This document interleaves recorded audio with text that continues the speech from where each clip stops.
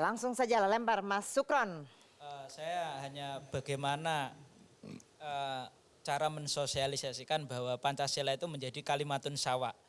Baik antar maupun inter agama itu sendiri di Indonesia ya. Terutama Mbak Maiska dan para tokoh itu bagaimana mensosialisasikan terutama kepada adik-adik Sabang Merauke. Kemudian yang kedua adalah bagaimana mengantisipasi jatuh cinta antara anak-anak Sabang Merauke yang nantinya akan menjadi nikah beda agama. Itu kan nanti ribet dalam pencatatan sipilnya. Tapi kita tahan dulu. Kayak mungkin yang pertama yang jawab bisa langsung Pak Richard aja. Silakan Pak Richard untuk menjawab yang pertama. Kemudian belajar pengalaman Ambon. Kemudian almarhum Frankie Shalatua itu Mbak. Itu terinspirasi pada waktu Frankie datang ke Ambon. Dia begitu sedih karena melihat Ambon hancur. Lalu Frankie mulai menciptakan sebuah lagu yang itu lagu saya pakai sebagai kekuatan kita sekarang, Pancasila Rumah Kita.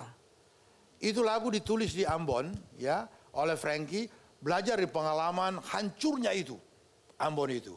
Jadi sebetulnya itu kita ini satu rumah Pancasila itu.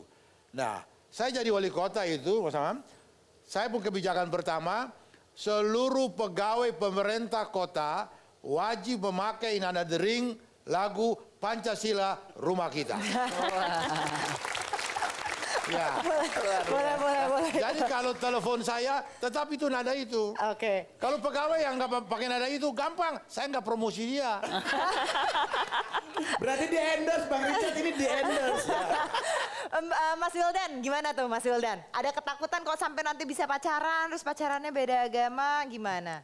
Waduh, itu pemikiran yang luar biasa ya, gitu. Yang jelas sih kita nggak mengurusi sampai jatuh cinta sih, Bang. Karena Mas Wildan jomblo ya? Tahu aja sih.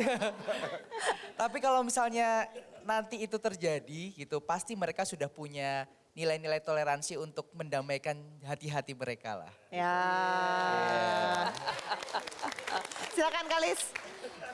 Bu Yani, kalau dilihat-lihat tokoh agama itu udah sering banget ketemu ya. Dan semua sepakat bahwa semua agama itu baik. Tapi tokoh-tokoh politik ini loh di sosmed nggak ada bagus-bagusnya cuitannya gitu, terus di televisi di mana itu gimana, apa sanksi juga gimana, kita nggak ngerti bentuknya. Ini gimana sih, atau kalau nggak usah diajak main deh yang begitu-begitu. Saya setuju yang kedua tadi, nggak usah diajak main ya. Gitu. Silakan Mbak Yani. Jadi nggak usah diajak main aja gitu ya Mbak ya.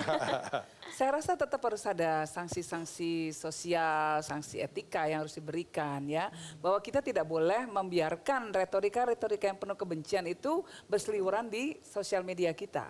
Harus ada perlawanan juga, perlawanannya tentu dengan cara yang baik. Tetapi mengingatkan kepada publik bahwa ada cara yang berbeda loh, ada cara yang jauh lebih santun, yang lebih manusiawi, yang bisa dipakai untuk mengekspresikan pendapat gitu. Artikulasi itu tidak mesti harus provokatif kan gitu.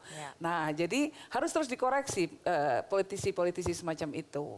Dan harus terus diingatkan. Salah satu cara paling jitu untuk mengingatkan adalah melalui satire, melalui humor, melalui meme. Itu banyak kerjaan kan nanti kan? Banyak kerjaan langsung Mbak Yani. Oke, ada Amelia Maharani di sini, kakak Sabang Merauke. Amelia, kalau kamu kan udah punya pengalaman nih bersama dengan Sabang Merauke, terus kamu ngelihat sekarang justru makin rame bicara soal intoleransi. Yang di pikiran kamu seperti apa, Mel? Sebenarnya sayang banget sih kalau misalnya masih banyak tentang intoleransi. Karena sebenarnya kan kita toleransi ini balik ke bagaimana kita meyakini dan menghargai. Bahwa kita sebenarnya nggak perlu sama persis dengan orang lain, tapi kita percaya gitu bahwa perbedaan itu akan menyatukan kita. Nah kalau mengenai bagaimana intoleransi itu banyak, sebenarnya toleransi ini kan nggak cuma dalam bentuk agama, suku, ras, seperti fisik sekarang banyak banget kayak, oh dia itu misalnya kekurangan fisiknya, disabilitas fisik, terus kita jadinya nggak menghargai dia, atau malah kita bullying kan banyak banget sekarang. Itu sayang banget intoleransi seperti itu malah makin muncul, dan memang ya balik lagi kita harus meyakini dan menghargai bahwa mereka itu sebenarnya sama. Justru persamaan di antara kita semua itu bahwa kita semua itu beda kayak gitu. Iya, jadi sebenarnya ini toleransinya nggak hanya soal agama, nggak soal suku, tapi memang sampai physically pun juga ini jadi belajar toleransi itu sendiri begitu ya. Oke, kita ke Kang Maman, silakan untuk epilog. Mari jujur mengakui kita generasi hibrida, campur aduk. Mayoritas latar belakang orang tua, beragam etnis dan ras, bahasa dan budaya. Semestinya ini membuat identitas kita sedemikian cairnya. Bahkan bukankah kebudayaan manusia juga hibrida? Cerita yang dirangkai dan ditenun dari beragam budaya yang telah ada sebelumnya. Ku yakin kita sadari semua itu, nenek moyang kita sadari itu semua, dan berusaha merajut beda-beda identitas lewat benang emas persatuan, lewat kearifan budaya dan keteladanan kepemimpinan.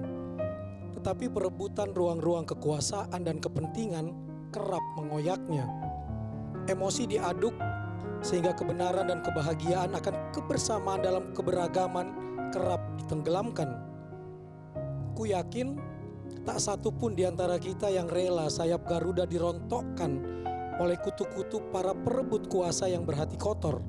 Tak satu pun di antara kita yang rela sang saka merah putih dikoyak segelintir petualang kepentingan yang tak peduli persatuan negeri ini.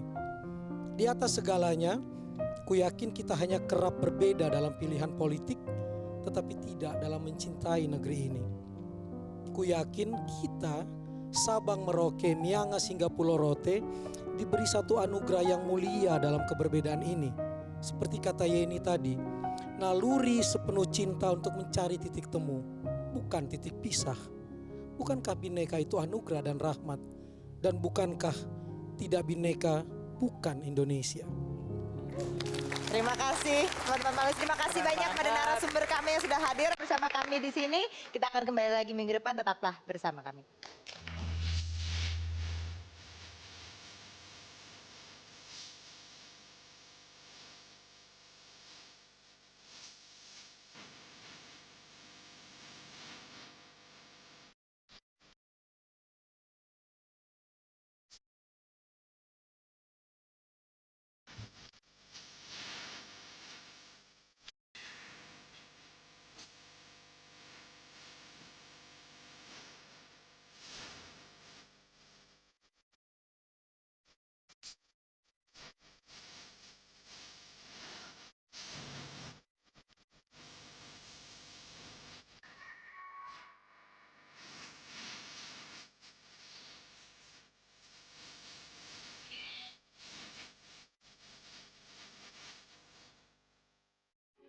Metro TV, knowledge to elevate.